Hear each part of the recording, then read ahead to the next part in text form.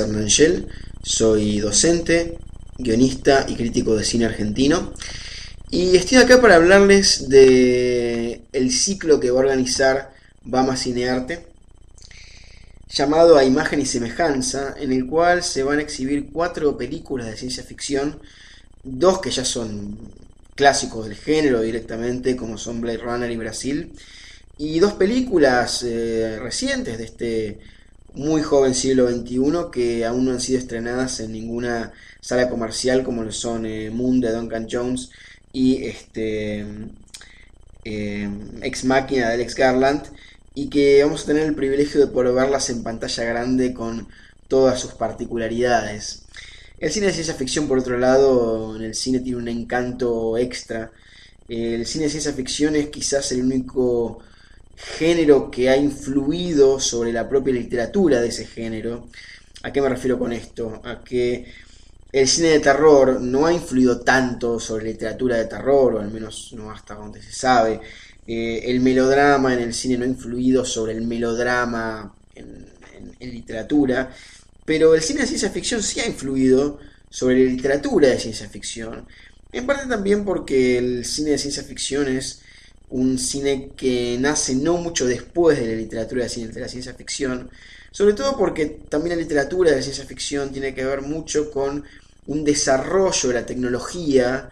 que se vio sobre todo hacia fines del siglo XIX, y si vamos al caso, el cine también nace hacia fines del siglo XIX, y el cine de ciencia ficción propiamente dicho debe andar por 1920. Así que básicamente la diferencia de edad entre el cine de ciencia ficción y la literatura de ciencia ficción no es demasiada. Y las 4 películas que vamos a exhibir en este ciclo son películas que tienen como particularidad que resultan films de ciencia ficción, por así decirlo, puras. O sea, más allá de que mezclen otros géneros, como puede ser el film noir o la sátira política, me gusta decir que son películas de ciencia ficción puras, porque son películas que reflexionan permanentemente sobre la relación entre el hombre y la tecnología. Esto no sucede a menudo con la ciencia ficción en general. Las películas que nosotros vemos de ciencia ficción son películas que mezclan ciencia ficción con aventuras o ciencia ficción con terror, o mejor aún, lo que hacen más que nada es utilizar argumentos propios o que se ven muy seguido en la ciencia ficción, como es la comunicación extraterrestre, como es la relación con las máquinas, para hablar de películas de terror o películas de aventuras. Qué sé yo, no podríamos decir, guste más o menos, a mí me encanta la película, pero digamos que el díptico de Terminator de James Cameron sean necesariamente películas de ciencia ficción, son más bien películas de acción que toman elementos que son muy caros a la ciencia ficción, como es la posibilidad de la rebelión de las máquinas o la posibilidad de una inteligencia artificial que se venga en contra nuestra. En cambio, las 4 películas que se van a exhibir en este ciclo son películas que sí hablan y mucho sobre la ciencia ficción, y que también en alguna medida resultan grandes frescos de su propio tiempo. Si bien es verdad que, como decía el buen Jean-Luc Godard, toda película es a su modo un documental de su tiempo, porque toda película habla de lo que se veía en esa época, de la estética de la época, de las preocupaciones de la época. Quizás como ningún otro, el cine de ciencia ficción, y sobre todo este tipo de cine de ciencia ficción, está muy preocupado por cuestiones de la modernidad. Está muy arraigado en su tiempo porque habla mucho de los miedos de su tiempo, de qué es lo que se temía en esa época, de qué es lo que se veía cuando se veían determinados adelantos tecnológicos. Y a veces es absolutamente sorprendente ver cómo ciertas películas de ciencia ficción de unas décadas atrás logran adelantar de modo absolutamente sorprendente lo que va a pasar unos años más adelante. Sin ir más lejos, empecemos con la primera de las películas de este ciclo, que es Blade Runner, que por otro lado se trata de la más celebrada de las películas de ciencia ficción y también de las más, casi les diría, malditas, en el sentido de que es una película que tardó un buen tiempo en lograr ser aceptada por el público y por la crítica, y que hoy en día quizás de las 4 películas es la más estudiada de todas. Está bien que Ex Machina y Luna, que son las otras 2 películas, aún son muy jóvenes para tener estudios al respecto, pero Blade Runner al menos por ahora es la que más análisis ha tenido, sobre todo por la cantidad de interpretaciones que existen al respecto, sobre todo más que nada sobre el personaje de Deckard, que algunos lo asocian incluso o hablan de que él puede llegar a ser un replicante, o sea, un robot. Por si no conocen básicamente de qué va Blade Runner, les cuento un poco. La película habla de que en un futuro eh, determinado, los seres humanos van a utilizar robots, bueno, a utilizar lo que ellos llaman los replicantes, y sucede que un replicante es para trabajar en el espacio, y sucede que un grupo de estos replicantes se revela, vuelven a la Tierra, y lo que hace la policía es contratar a Harrison Ford, que tiene como oficio ser un Blade Runner, que lo que hacen estos tipos es básicamente encontrar estos robots y matarlos, lisa y llanamente, porque se los considera amenazas para las sociedades. Es una película tremendamente conocida, en algunos casos por su propio carácter profético, digamos. Blade Runner en alguna medida habla de la globalización, habla de la contaminación ambiental, habla de la extinción de especies animales, habla, por ejemplo, de lo que tiene que ver con la influencia oriental en Occidente. O sea, por ejemplo, hay un momento en el cual el protagonista va y hay todo un barrio chino. También es una película que de un modo muy especial habla también de la propia manera en la cual Occidente recicla cuestiones orientales y las termina en algún punto degradando. Y también es una película que de un modo muy especial termina hablando de diferencias sociales. Cuando ustedes vean Blade Runner, quizás no sé si lo han notado muchas veces, o aquellos que la han visto, no sé si lo han notado, pero si ustedes lo notan, el personaje de Deckard cuando está en el mundo de los ricos es todo un mundo blanco, por así decirlo, y cuando está en el mundo bajo es un lugar muy cosmopolita, lleno de diferentes tipos de razas, llenos de diferentes tipos de idiomas. Eso también en algún punto Blade Runner logra adelantar bastante de su futuro, del futuro. Y también tiene otra cosa que lógicamente empezó a preocupar mucho en la década del 80, que es qué sucedería si encontramos o nos encontramos con la inteligencia artificial. En general, las películas de ciencia ficción más comúnmente lo que hacen es decir que el gran problema con respecto a crear una inteligencia artificial sería justamente que la inteligencia artificial se nos revele y nos mate. Parte de la gran originalidad que tiene Blade Runner es justamente poner a personajes que creen que los robots son una amenaza y poco a poco, progresivamente, ir mostrándonos que la verdadera amenaza no son los robots en realidad, sino que son los propios humanos que crean los robots de manera absolutamente irresponsable y les dan deseos de vivir y les dan ansiedad y les dan miedos a personas que no lo pidieron, o sea, humanos que crean una vida artificial y después no saben qué hacer con ellas y simplemente las desechan de un modo absolutamente cruel. De hecho, una de las fuertes ambigüedades que va a tener la película a lo largo de todo el metraje tiene que ver con que si uno realmente se pone en un distanciamiento moral respecto de lo que sucede, el personaje de Harrison Ford, lo incómodo es que el personaje de Harrison Ford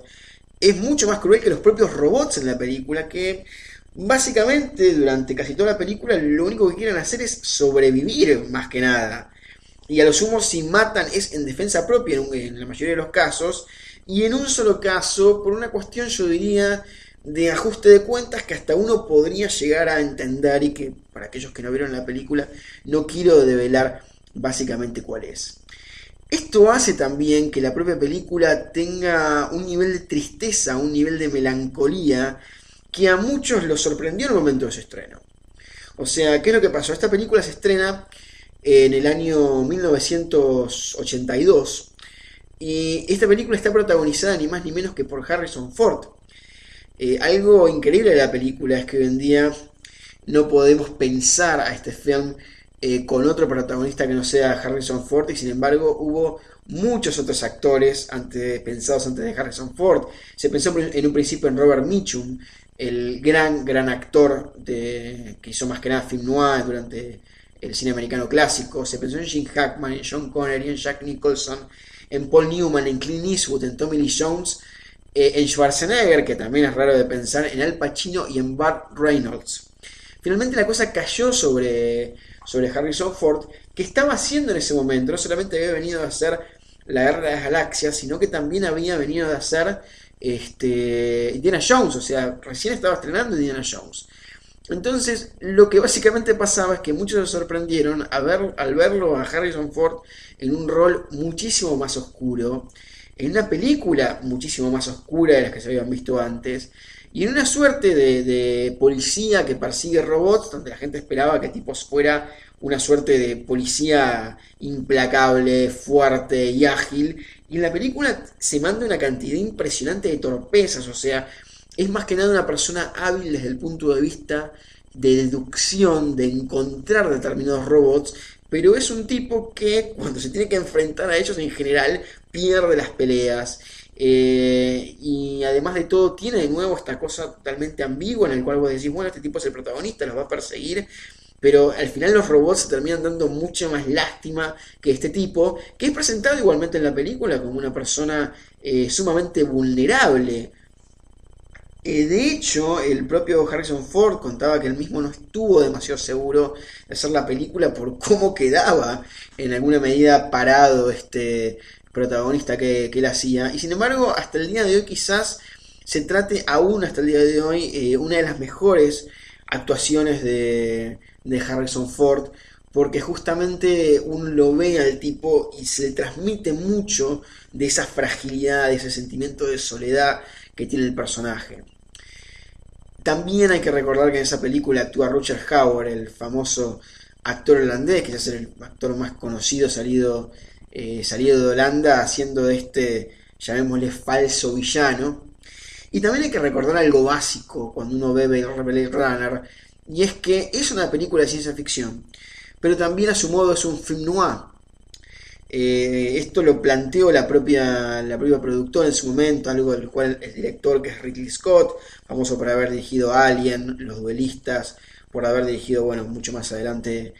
Thelma y Louise o Gladiador, pero quedemos más que nada con las primeras películas, que son las que a mí por lo menos más me gustan. Y también esto Ridley Scott mucho no lo quería y lo terminó queriendo la propia productora, que la película se pareciera a un film noir.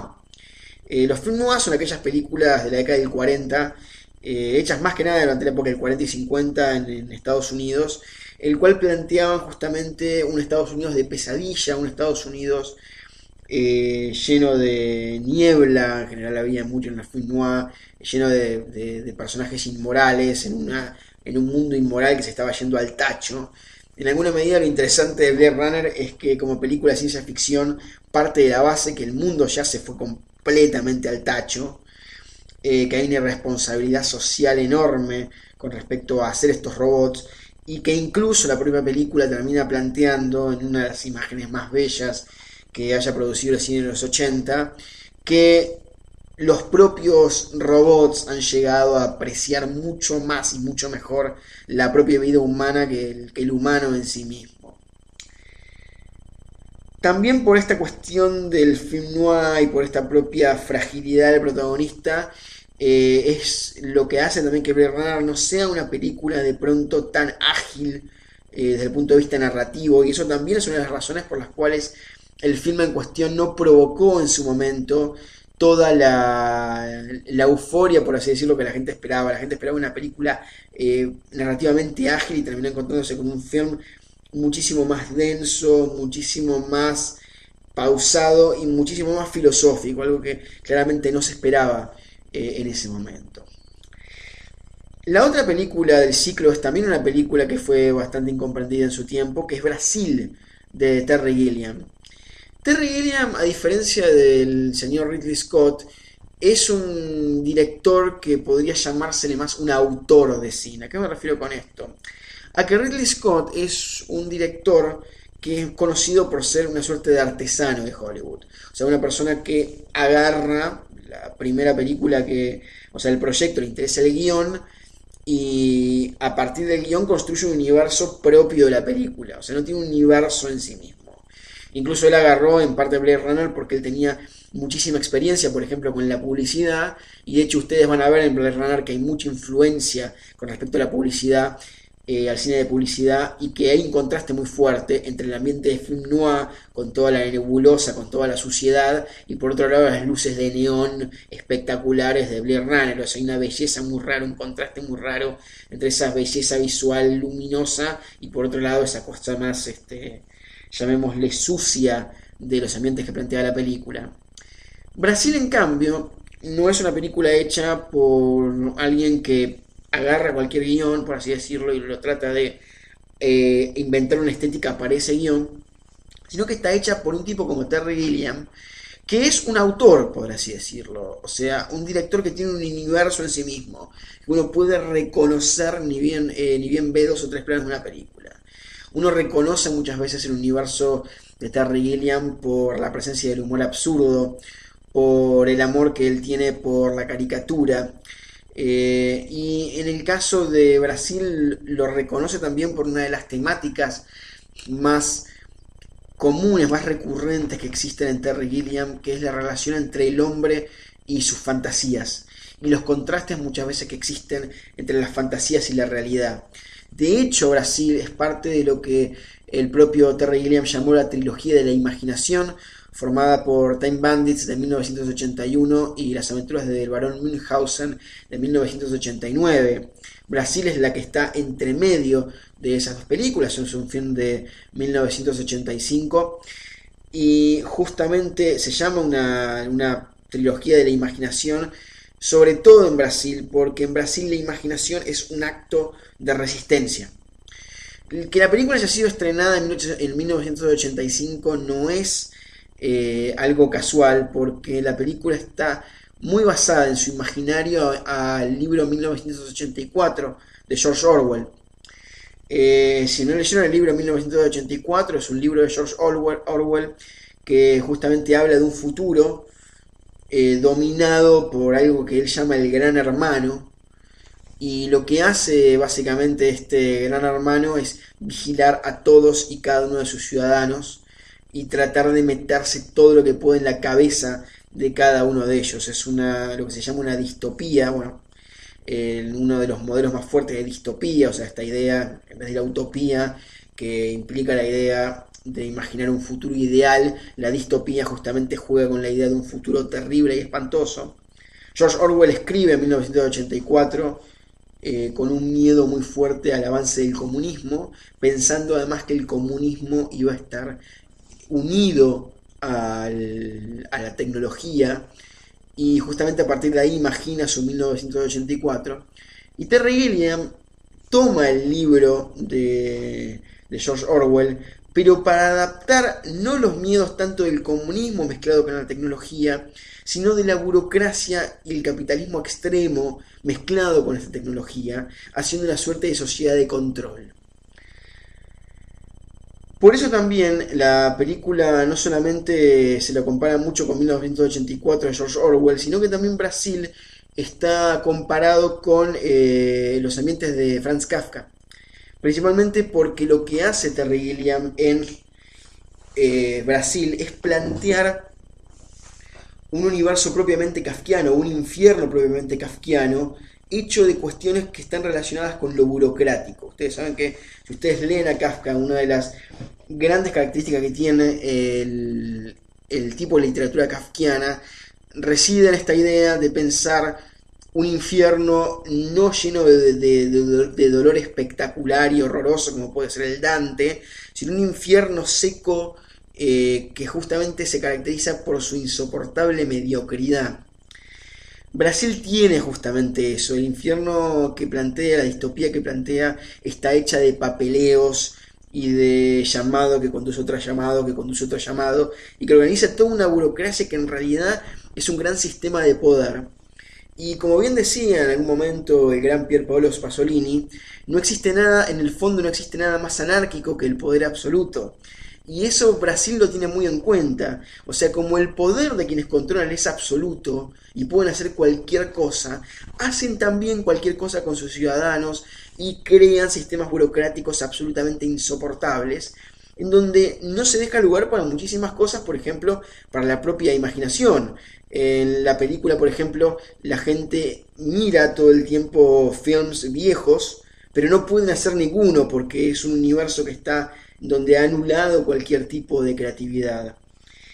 También tiene una cosa muy rara Brasil, y es que el Brasil de Terry Gilliam es una película que transcurre en el futuro, pero la gente está toda vestida como en la década del 40, porque claro, como ven todas películas clásicas del cine americano clásico, las imitan. Entonces uno ve, por ejemplo, en una película del futuro, al personaje principal interpretado extraordinariamente bien por Jonathan Pryce, con sombrero y con sacón propio de las películas de los años de la década del 40, o como mucha gente se vestía, digamos, también en la década del 40. Y van a ver también que, y en esto se parece bastante a, a Blade Runner, que también tiene una idea de que cuando una persona se traslada al futuro, este futuro parece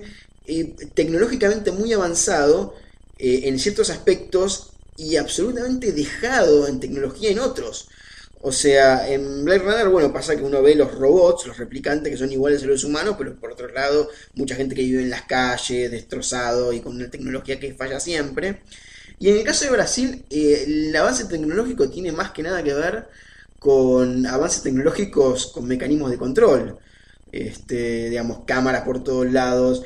formas de identificar personas, eh, o formas nuevas de presidios que son absolutamente imposibles de penetrar, pero después el resto de la gente vive de un modo absolutamente horrible y los mecanismos burocráticos, en vez de nuevo de facilitar una sociedad, lo que hacen es volverlo cada vez más y más y más pesadillesco y más ridículo. Hay algo también bastante interesante cuando se ve Brasil, y es pensar que la persona que está haciendo esto como, es una persona como Terry Gilliam, que ha dedicado casi toda su vida a hacer comedia. Y lo interesante es que lo que tiene Brasil es que quizás sea la confesión de Terry Gilliam de que en casi todo tipo de comedia, y la de Gilliam no es la excepción, existe también una fuerte dosis de dolor. Y lo que tiene justamente Brasil es que maneja todo este proceso muy sutilmente, en el cual vos en principio te empezás riendo de lo que está pasando, pero poco a poco vas viendo que atrás de toda esta cuestión cómica existe un buen grado de dolor, que llega incluso a un final que es, o como van a poder ver, que es por un lado angustiante y por otro lado esperanzador. Es un final en ese sentido ambiguo en cuanto a cómo te deja. Estos son, como les dije, dos grandes clásicos del cine de ciencia ficción de los 80. Me olvidé de decir además de todo que la película Blade Runner inaugura lo que se conoce como el género cyberpunk. O sea, esta mezcla de robots con un espíritu punk, si se quiere, del no future, o en este caso, más que un no future, es un horrible future, o sea, un futuro absolutamente horrible, en el cual no se sabe bien si valdría la pena vivir demasiado, por lo menos en ese futuro. Las dos películas posteriores, que son Ex Machina por un lado y Moon por el otro, dirigidas por Alex Garland y Duncan Jones respectivamente, son películas cuya característica es que construyen a su modo una distopía, construyen a su modo un futuro bastante pesimista, una visión del futuro bastante pesimista, quizás menos pesimista igual que en Brasil y aquí en Blade Runner, pero no son películas estéticamente sucias, sino por el contrario, películas que imaginan un futuro limpio, por así decirlo, excesivamente limpio a veces, incluso inquietantemente limpio. Son dos películas que deben mucho a una película que quiebra el cine de ciencia ficción como 2001 Odisea en el espacio, en el sentido de que son dos películas que hablan justamente de que la relación entre el hombre y las máquinas va a dar como resultado un mundo muchísimo más limpio, por así decirlo, donde las máquinas se van a ocupar de casi todo, pero también es un mundo donde al haber avances tecnológicos cada 2 por 3 ha perdido la tecnología justamente nuestra capacidad de asombro, propiamente dicho. O sea, la gente está rodeada de cosas espectaculares e increíbles, pero no es mucho el asombro que tienen frente a lo que ven, y de pronto terminan asombrándose más por cuestiones puramente humanas o por comportamientos puramente humanos que por los grandes hechos de la tecnología, que eso pasa, por ejemplo, todo el tiempo en 2001, en donde, bueno, igualmente en 2001 Kubrick imagina a un ser humano tan mimetizado con la máquina que ya ha perdido capacidad de asombro para cualquier cosa. Pero en 2001, por ejemplo, lo que sucede es que ustedes tienen un tipo que está hablándole a alguien por un televisor, o sea, desde el espacio comunicándose por aquí con la Tierra, y al lado, por ejemplo, tiene una ventana con imágenes increíbles del espacio. El tipo ni siquiera gira la cabeza porque ya ni le asombra lo que tiene al lado, ni le asombra lo que tiene el propio espacio, lo que le puede ofrecer visualmente el propio espacio. En alguna medida, Ex Machina y Moon tienen una sensibilidad muy parecida a la de 2001. Las dos además tienen homenajes explícitos a la propia película, empezando por Moon de Duncan Jones. Duncan Jones es el hijo de David Bowie. Y quizás por una cuestión de ser el hijo de David Bowie, decidió, al igual que su propio padre, justamente homenajear a 2001. Ustedes saben que David Bowie tiene una de las canciones más conocidas de David Bowie, Space Oddity, que está inspirada de manera explícita en 2001. Y bueno, Moon tiene mucha inspiración con 2001. Hay una suerte de Hall 9000 ahí dando vueltas que tiene la voz de Kevin Spacey. Y hay también imágenes del espacio con música clásica de fondo. Y hay también un personaje que, como pasaba con los propios astronautas de 2001, están más allá de cualquier asombro del espacio. Y en este caso es un astronauta obrero, por así decirlo, que trabaja en la Luna para agarrar recursos que después son útiles a la Tierra. El protagonista de Moon es ni más ni menos que el señor Sam Rockwell. Es un excelente actor americano que aún no ha sido lo suficientemente aprovechado por la pantalla. Y lo interesante es que Duncan Jones hizo la historia y planificó una película específicamente para Sam Rockwell, porque ustedes lo van a ver en la película a él prácticamente solo buena parte del film. O sea, buena parte del film es él solo con a lo sumo su clon, o sea, con alguien exactamente igual a él. Y una película que además aprovecha las propias capacidades de Sam Rockwell para hacer dos personajes o dos clones completamente diferentes en cuanto a aspecto y en cuanto a estado de ánimo. La película es muy ingeniosa porque se las ingenia muy bien para crear un solo espacio reducido como esta nave, y al mismo tiempo hacer que este mismo espacio reducido de la nave, sobre el que transcurre la mayor parte de la película, sea muy interesante de ver, porque a cada rato están pasando cosas absolutamente nuevas, y además porque a cada rato Duncan Jones nos traslada a nuevos cuartos de ese mismo lugar.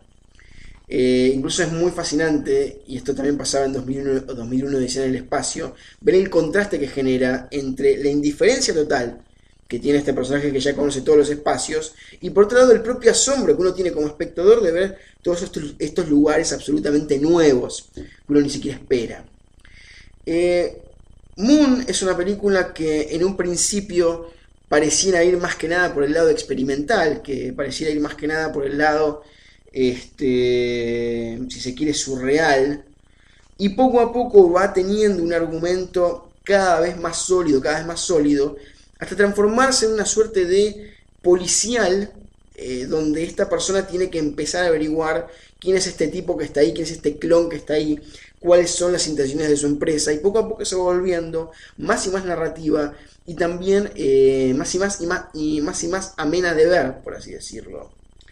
Y justamente lo que tiene Moon es que, si bien tiene influencia de 2001 Odisea en el espacio, lo que hace es muy hábil, y esto es algo que también hace Ex Machina, porque